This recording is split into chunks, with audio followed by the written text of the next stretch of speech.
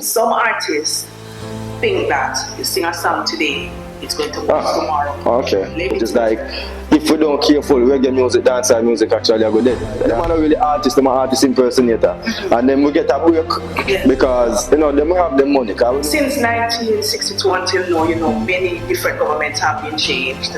Opportunity for young people in terms of training.